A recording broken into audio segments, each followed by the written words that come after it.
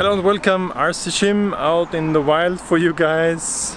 I will show you Runcam SplitMini, SplitMini2 and the CADDX Turtlet, as well as compared to Runcam3s. And today I really found this nice spot for you. I always wanted to fly from up here or do a video here, so it sounded good in my head, but I didn't think about all the morning traffic noise, so I hope that's not too inconvenient. But look at that view.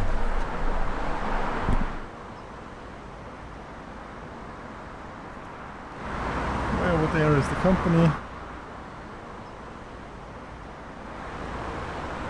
Lovely town.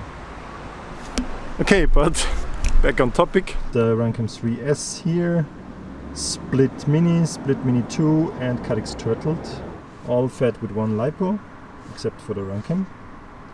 And I will just capture some more random stuff for you. Now with sun. In the last few days I just had rain, so harder conditions. I wasn't too happy about the sharpness then. Eager to see if the sharpness is now better. One of you guys also suggested that I should swap the standard lens from the CADDX here with the one from the old Split. If you take a closer look, this lens is larger than this, so you cannot swap these two here, but this looks like a standard size lens, which could be an advantage. Shooting against the sun, it may feel good on the face, but it's hard to look into the cam. And I'm turning on this cam here. We should be able to capture some magic here. Top left, the CADDX is a bit over sharpened, but the colors look nice. The lens is only sharp in the center and on the right side, not on the left.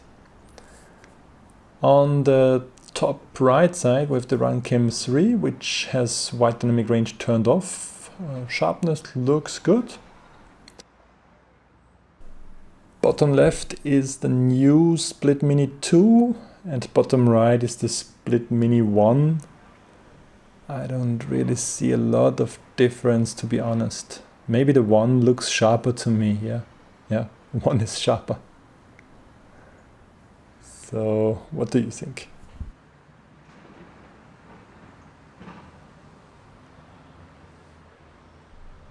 Okay, you've already seen it. Is it better now with some sunlight? Still not convinced by the sharpness of these lenses, but it's a trade-off having like 12 gram HD cams that you can literally mount and install anywhere. You gotta trade off a bit to the quality. I will continue shooting when I'm walking down through the woods.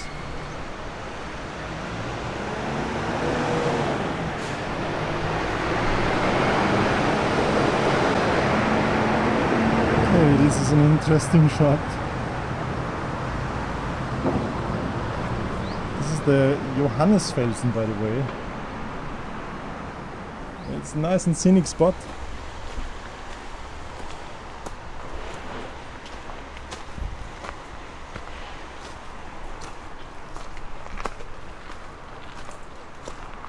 Okay, that's a bit more challenging light situation here. It's good morning light coming through tree branches, lots of greens.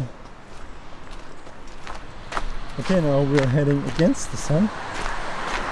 It might be interesting work for the dynamic range algorithm. Now we will have some severe sunlight soon. How does it work here? Yeah.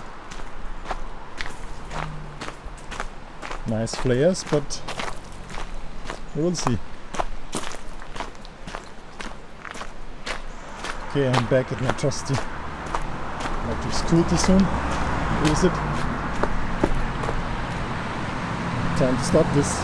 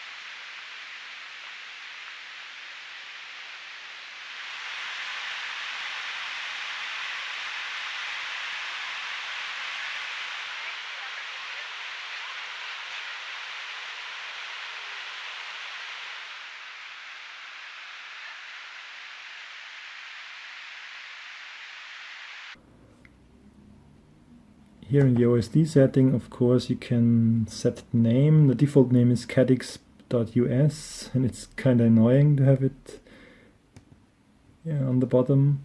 So if you just reset, it will give you a blank name, because you can't really turn off the name. On the video, you can choose 1080p 30, 60 and 120 in 720p. Loop video auto recording to on. I like this because if I install it and don't reach the button to start recording, I want it to auto record when you get power. White dynamic should be on, of course. In the camera settings, I chose to get the exposure a third down.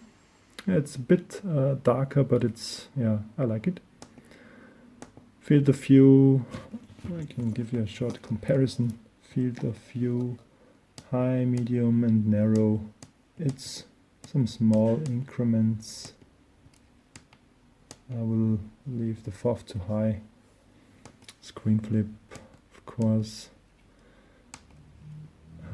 Light frequency 50 or 60 Hertz. 50 in Europe. Image effect. TV system, PAL or NTSC. TV ratio, of course 16:9 could be interesting for you. And you see, just look at my fingers. Now they are gone. So you get quite a bit more horizontal resolution in the 16:9 mode, but you get black borders as well. So if you have a 16:9 goggle, maybe this works for you. I'll stick with 4:3. Yeah, that's it. Now we have the Runcam SplitMini2 here. And I just had it freeze on me. It was just because this connector wasn't all the way in. So just make sure to press it all the way in and then use the protective metal sheet, this thing here. This will help pressing down the connector. Okay, long pressing the right button gets us into the menu. With the left button I can move down. With the right button I have the enter. If I long press the right button I have escape. That's a bit, you need some getting used to it, but it's okay. So the video menu, under resolutions we can choose from 1080p 60, 50, 30, 720, 60 but not 120. Auto recording is on by default, which I like. Here you can disable the wide dynamic range. And now to move back one layer of menu, I long press the right one. Image we have saturation, contrast, brightness, flip and metering. And field of view, a bit hidden on the second screen. I will demonstrate the field of view is like this. Medium, narrow. It's the same 3 steps as on the CADDX switch. Make me think it's a pretty similar hardware they use. The menus look a bit different, but the hardware seems to be the same. TV out, they call it full screen on and off. Full screen off means 16:9 mode. Once again, as on the CADDX, it just crops for 4:3 and shows you the full frame with 16:9, but you have black borders. And the TV mode is NTSC or PAL. And on the general we have power frequency 50 or 60 Hertz. Auto power up, yes we want. Can have the time setting. I think after you end the recording it will shut down after X amount of minutes. Reset and language. What languages do we have? Français, Deutsche, Chinese. No, so no real on-screen display. Yeah, it has no voltage sensor, of course. I think I remember that those cams, if they are not getting their 5 volts, they have to step down the voltage themselves and then they produce some lines. I'm not totally sure, but it kind of looks like this again. So if you can, I would suggest powering them with 5 volts for the TV out. You won't see any lines on the HD recording. Thanks a lot for watching. Please subscribe. Stay loyal as a viewer, as I'm always loyal to my viewers by giving you honest reviews of such things here. I really enjoy doing it. So, thanks for watching. Stay tuned. Bye. And I really gotta work on a consistent ending phrase. I'm so failing at this. Bye.